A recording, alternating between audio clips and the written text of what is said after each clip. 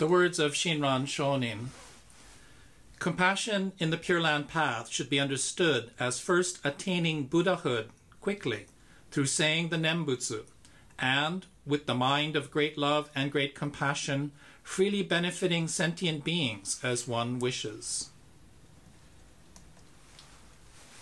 However much love and pity we may feel in our present lives, it is hard to save others as we wish. Hence, such compassion remains unfulfilled. Only saying the Nembutsu, then, is the mind of great compassion that is thoroughgoing. Namo Amida Butsu, Namo Amida Butsu, Namo Amida Butsu, Namo Amida Butsu. So these are the words of Shinran Shonin, who is quoted in the Tanisho, a record of lament in divergences, which you can find in the Collected Works of Shinran, Volume 1, page 663. So this quotation of Shinran helps us to understand the fundamental internal conflict that we feel in today's unsettled times. We feel compassion for the suffering of others, people impacted by COVID-19, their loved ones, their families, people who are working every day despite the risk to their own health of the COVID-19 pandemic.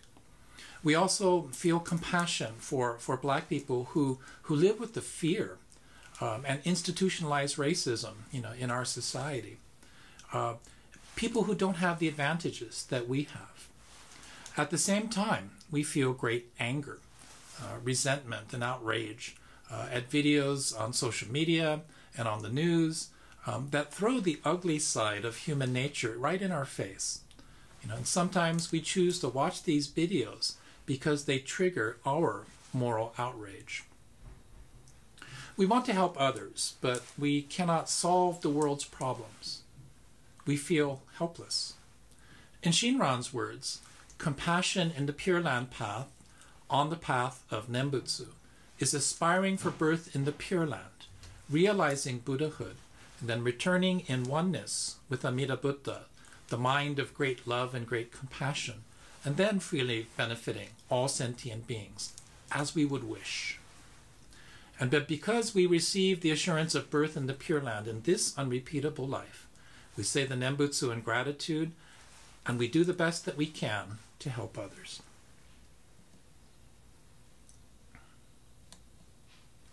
So I'd like to take a few minutes to share some thoughts about how FUD gives me gas. In a more advertising presentation, it looks like this. FUD gives me gas. I think many of you are familiar with FUD, sometimes called the Fudd Factor, but it refers to fear, uncertainty, and doubt. And this is the secret weapon of both advertisers and propagandists. So by introducing fear, uncertainty, and doubt, advertisers can sell you any product or service. And by introducing fear, uncertainty, and doubt, propagandists can sell you ideas, ideologies, and doctrine. So how does this work? So today's headlines follow a predictable pattern. Whether it's the news on TV or social media, these headlines are designed to attract your attention and pull you in. These elements create fear in our human minds. Fear of illness, death, pain, and suffering. And there is a part of our brain that says, thank Buddha, it's not me. It's those other guys. It's somebody else. Somebody else who is suffering. It's not me. I'm sitting at home looking at my iPad going, there's all these things happening. And there's a part of me that says, thank Buddha, that's not me. And yet we know the Buddhist truth of human existence. If you're born human, you will age. You will get sick. And eventually you will die. Now, our ego self, my ego, me, doesn't like the sound of that. And we spend our entire lives running away from the truth of human existence. Uncertainty. The clearest illustration of the power of uncertainty to divide people is the issue of wearing a mask. So is it wear a mask or real men don't wear masks? So do I wear a mask to protect others? Do I wear a mask to protect myself? I'm not going to get COVID-19, and even if I do, I'm not going to die from it, so I'm not going to wear a mask. Or N95 masks, we need to keep those for the medical workers, and those are really designed to prevent the virus from coming in. So cloth coverings prevent the virus from going out. The World Health Organization announced that we should be wearing masks, but here in the US, the CDC is giving somewhat conflicting information. The thing to remember is that when you can divide people, right, you can sell them products, services, political ideas, and ideologies. Divide and conquer is not only a military strategy, it is a political strategy. It is a marketing strategy. So doubt, fake news, fake news. Fake news is fake. So fake news is fake. So, this hoax, it's a hoax. Well, that hoax is a hoax. So don't believe your judgment. Believe in me. So introducing the element of doubt, you can easily confuse people through logical contradiction. The human brain is wired to understand. Put that in quotes, to understand. I have to understand. Something is only true if I believe it is true. If you begin to doubt your own judgment, your ability to discern the truth, you suffer mentally and psychologically. So gaslighting is a popular term used in modern times for creating doubt in people's minds. When people begin to doubt their own beliefs, they begin to doubt their ability to think and judge things on their own. That's when you become able to introduce political ideas and ideologies. So the FUD factor works. So fear, uncertainty, and doubt. The FUD factor works because it appeals to a universal human truth. Born human, our bodies and brains are wired to believe it's about me, it's about my ego. The world revolves around me. So fear is anxiety, worry, stressing over the possibility of harm to me physically, emotionally, and psychologically. And faced with a life-threatening situation, our human brains must decide in a second to fight or flight, right? To confront this fear, this threat to our existence, or to run away. And faced with fear, uncertainty, and doubt, our human psyche struggles to find a way to alleviate our pain and suffering. So born human, we naturally live life as if it's about me. This is the fundamental insight into the human condition that Shakyamuni Buddha realized almost 2,600 years ago.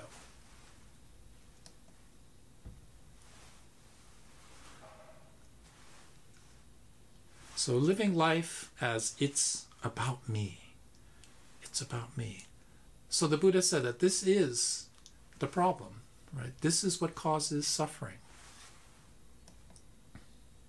So to relieve the suffering we experience through fear, uncertainty, and doubt through the FUD factor, advertising and entertainment media promise us shiny and manageable hair, no pain, retire in comfort, live forever.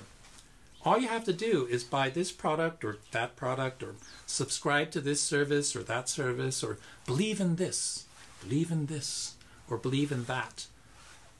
And there's always more. There's always more. So the Reverend Dr. Ken Tanaka summarizes the three poisons in this easy-to-remember metaphor. So gas, right? So greed, anger, and stupidity.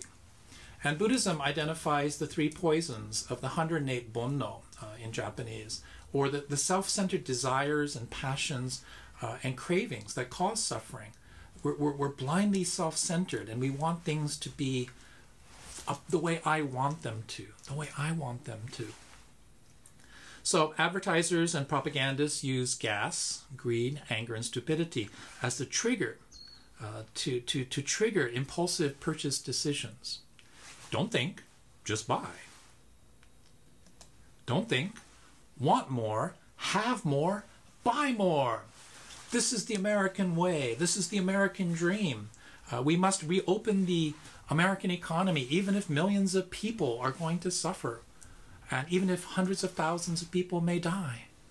Want more, have more, buy more. So why aren't we happy? So Buddhism is about truth. Buddhism teaches the truth of human nature, that we are endlessly and hopelessly attached to me, to my ego, my need to feel pleasure and to avoid pain. And thus our fear and anxieties arise because of this self-attachment. It blinds us to reality as it is. It blinds us to reality as it is. My ego, me, it's about me. This is what blinds me to seeing reality as it is. The truth of impermanence, all beings, things, and phenomenon, having arisen from causes and conditions, they're not permanent.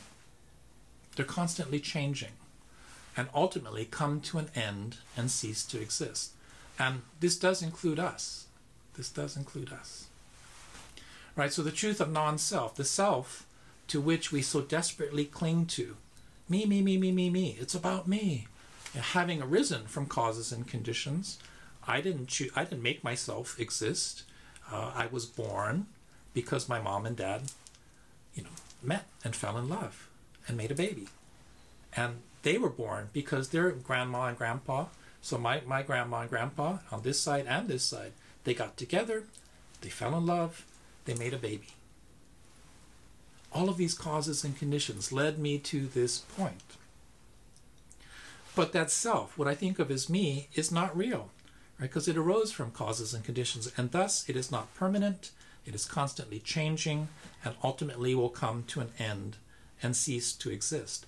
Now these truths are undeniable, and yet, even knowing these truths, we're not happy. We're not happy. Want more, have more, buy more. So these messages trigger our greed, anger, and stupidity. Right? So these messages cause us to experience the three poisons, which are only three of the big three of the 108 blind passions that bind us to suffering in this life. In other words, want more, have more, buy more. This is what gives us gas. Right? This is what triggers our greed, anger, and stupidity. And this is what causes suffering. Got gas? So suffering from gas is part of the human experience. Suffering from greed, anger, and stupidity is part of the human experience. Born human, you got gas, right? Born human, you're born with greed, anger, and stupidity. So the question then is, how do we get rid of it? What do we do about gas? Well, one school of thought says, hold it in.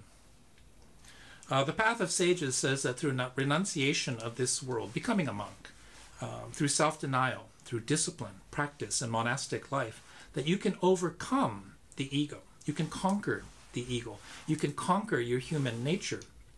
You could become Buddha. You can awaken to reality as it is. So if you can endure years of intense training and practice, you can transcend our human body and human mind and become Buddha in this life. The problem, of course, is that this path is not possible for most people. The Pure Land path says, gas, just let go. Gas is natural. Right? Greed, anger, and stupidity is natural. It's part of our human nature. But holding it in is impossible for the ordinary, unexceptional, average human being. When you have gas, you experience pain and suffering.